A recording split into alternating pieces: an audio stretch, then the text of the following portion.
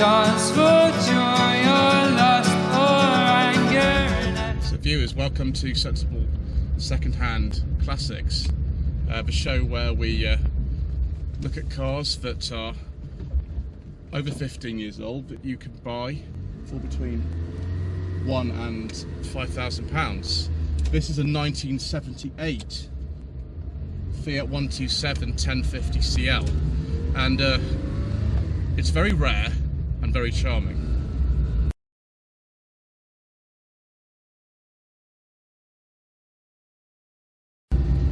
So the 127 was one of the first cars ever that we would consider a super mini. It was launched in 1971, and that car actually didn't come with a hatchback. The hatchback was only introduced in about March 1972.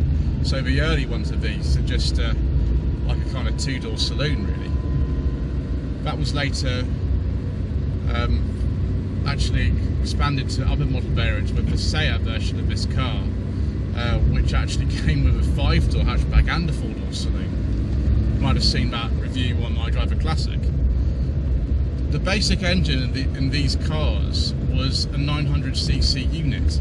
Now that developed between about 39 and 46 horsepower, depending on whether you had a low octane version of the engine in the model year. This is the 1050cc engine that was available. It's a Brazilian engine actually called the Fiat. It's related to the one in the Fiat 128, but they're not exactly the same. This particular car has about 49 horsepower. The review that many of you might have seen on one of these cars on YouTube would have been Ian Seabrook from the Hubnut channel.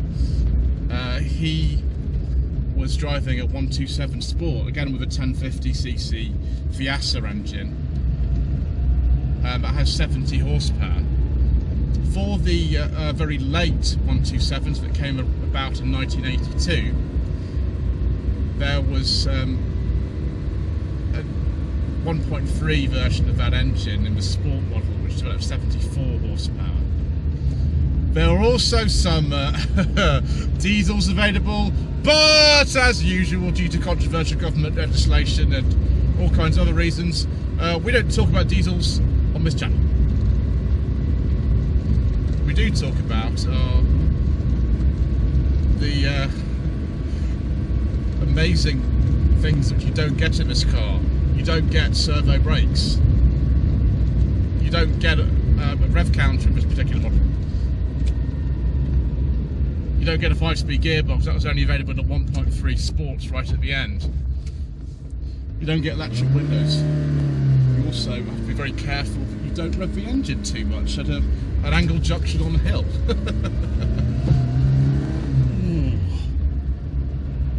Wow, it's pretty special, this, viewers. So most of these just have a 4-speed gearbox. I think we'll stay in second actually up this hill. I'm not even sure you could get an auto in any of these. I'm not sure there was any auto actually available. It does feel just very different driving something like this. This is the 4th car I've driven today on this road, and it doesn't want to go up this hill as much as anything else would have done.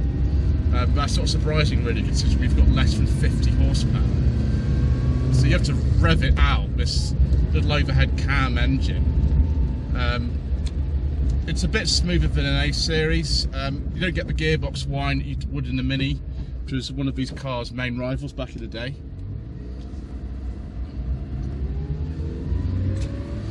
Mr. Bushby, who owns this car, is a sort of expert on older Fiats, and he's actually got 2 of these. He's had plenty of them in his time. He's got one called a Palio, which has an opening sort of canvas roof as well. But this was doing just fine, the CL model, the luxury model, the luxury of a 2-speed fan. That seems to be like most of the luxury that you got. You don't get a glove box, you don't get a radio, you don't seem to get anything, not really anything at all, but never mind, I'm sure we'll be okay. Certainly these non-servo brakes I thought they'd be absolutely terrifying, but they're actually okay. It's not like in a Morris Minor where it's an all drum setup. We actually got some disc brakes in front of it. The car's so light anyway, but it's all right. Steering is very nice in this car. It's very direct, very crisp. The gear shift is really like long throw. It's a really long gear lever, and it can be a little bit difficult to get into the upper gears if you're not used to it. I was warned about that. Lloyd Consulting stickers, t-shirts and mugs are available by clicking the link to the Google form in the video description below.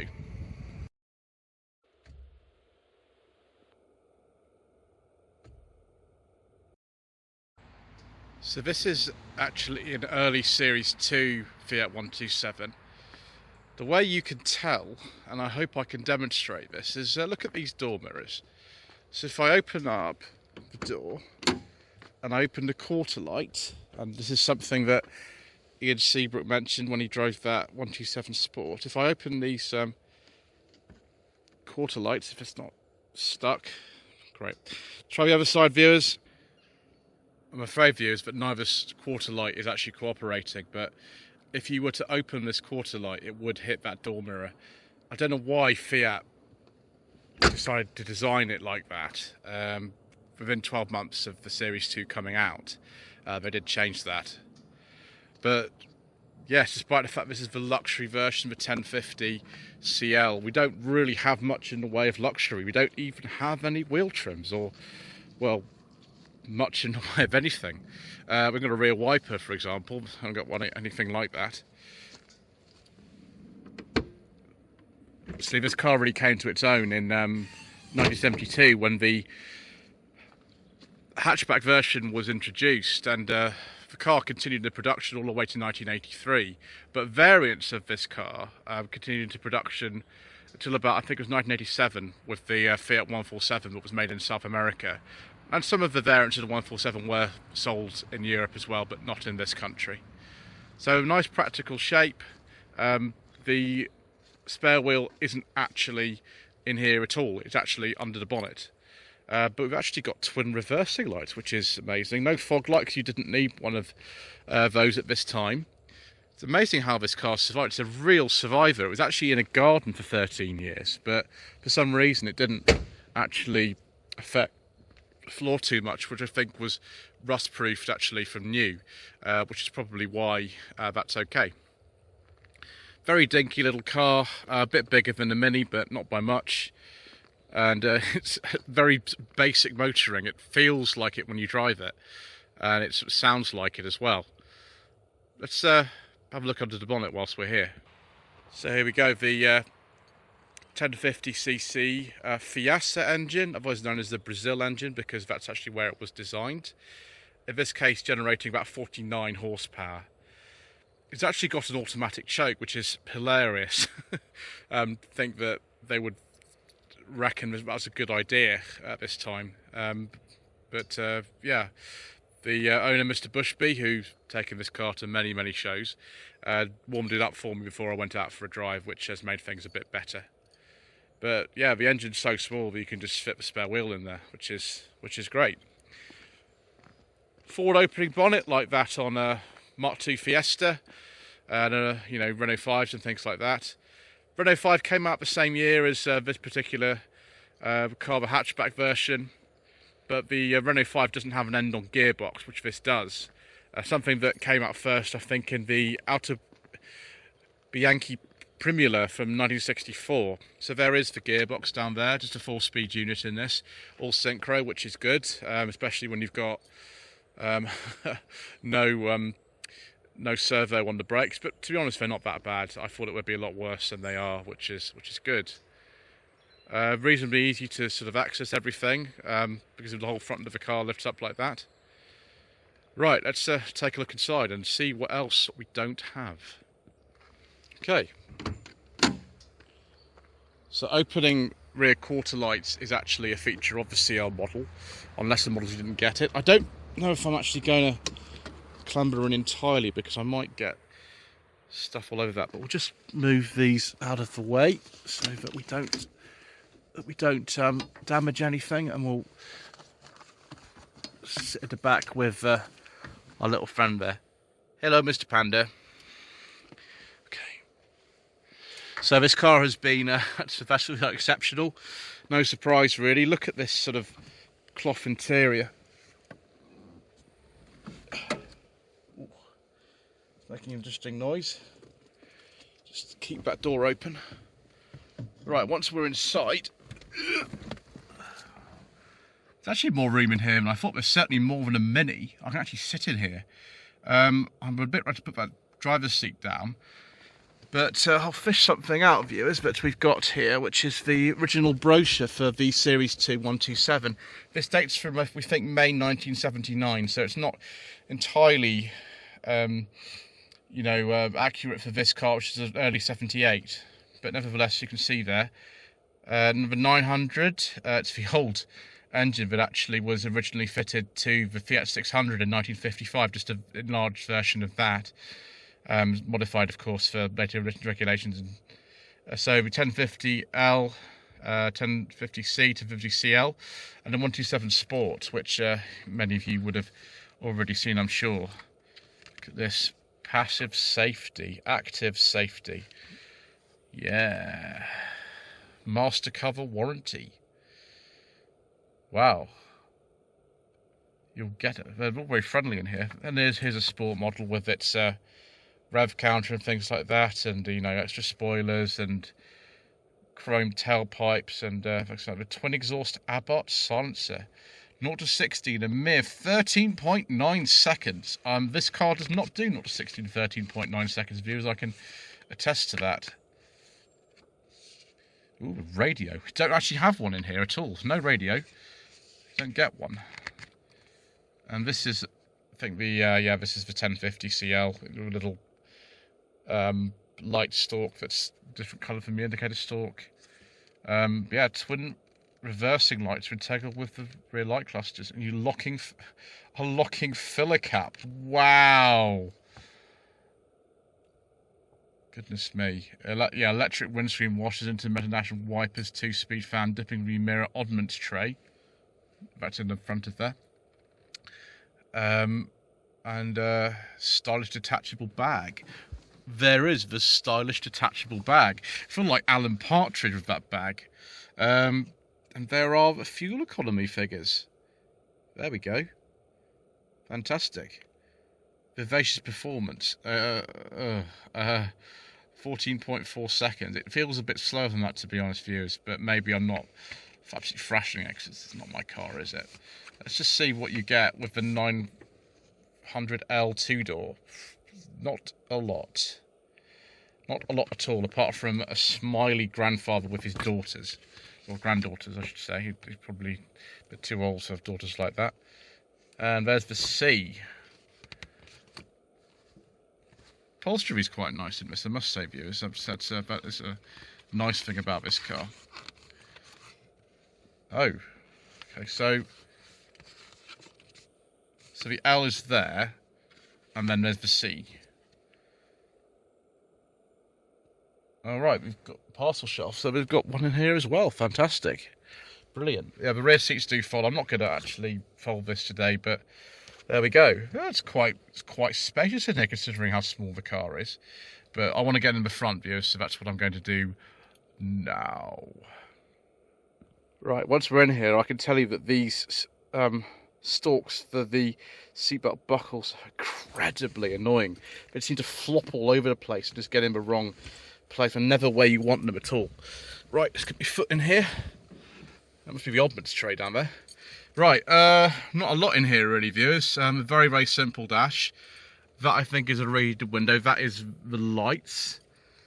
I think that's for flashers and things like that.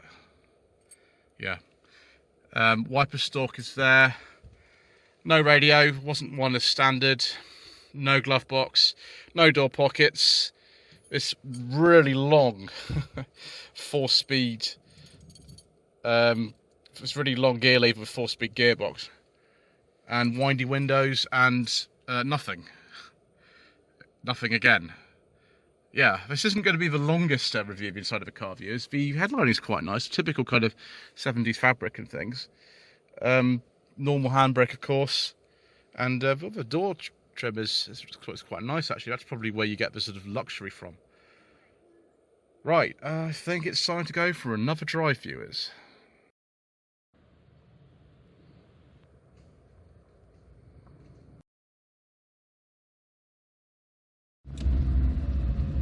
It's amazing to be driving such a rare car as this. And one that's only done 25,000 miles as well. There's a very famous advert that was made for the 127 by Fiat themselves, which shows somebody driving one of these in a really crazy way. They do a jump from like a railway platform onto a car transporter which on a railway, and that was later incorporated into one of these Italian giallo films, if you know the ones I mean, was the 70s detective ones, starring people like Maurizio Merli and things like that, known for high-speed car chases and visceral action. I can't remember the name of the film that they incorporated it into at the moment, but I'll find a clip of it and I'll put it in actually, just at the end of this section.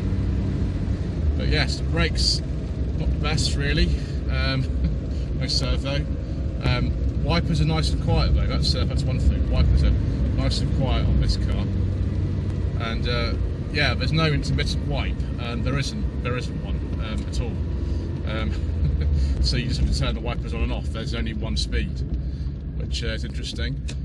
Quite enjoying the fact we actually do have sync mesh on bottom gear, so we can get out of this junction without me having to crunch the gears, which isn't too good. The steering is really nice in this. It's quite well sort of judged in terms of the gearing. You don't really ever want the power steering or anything in this. But yes, quite charming little car. I can see why people like these, but obviously the possibility of seeing one of these is quite remote actually these days.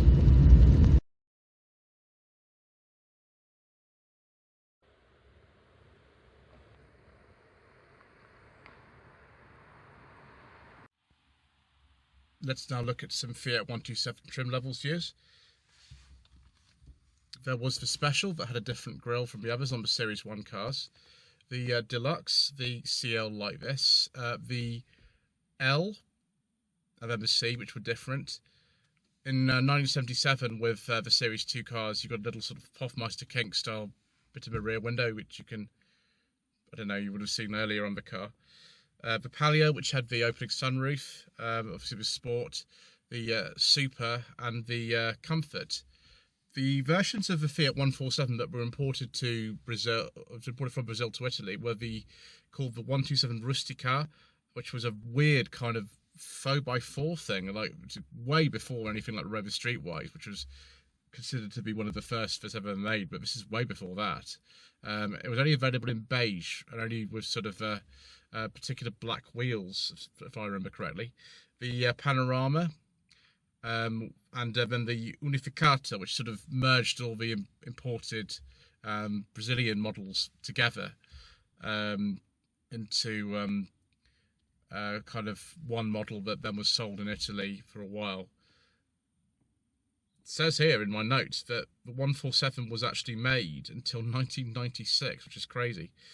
Other versions made elsewhere in the world were the Polski Fiat 127P, that was made by FSO and FSM, but between 1973 and 75 only, and the model years varied depending on whether it was an FSO or FSM made car. They realised that the 126 was going to be a lot cheaper to build, so that's why they continued on with that until I think the year 2000 with the Maluk. The Seat 127 had a different engine based on the old OHV engine, a 1010cc, as well as the 5-door and 4-door options. The Fura was the sort of facelifted version of the Spanish Seat 127 that was made after 82 because, well, Fiat refused to continue the partnership that they'd had with with Seat, and so they had to make some changes to the car. So it's known as the Fura or Fura DOS, I think. So viewers, should you consider a Fiat 127 as a sensible second-hand classic? Well, these are actually really rare cars. I spoke to Mr. Bushby earlier on, and he said actually the 128 Treporte, which is a three-door hatchback version of the 128, is actually more common than these, which is really surprising considering how many of these they made and how long the production life of these was, you know, in Italy and elsewhere.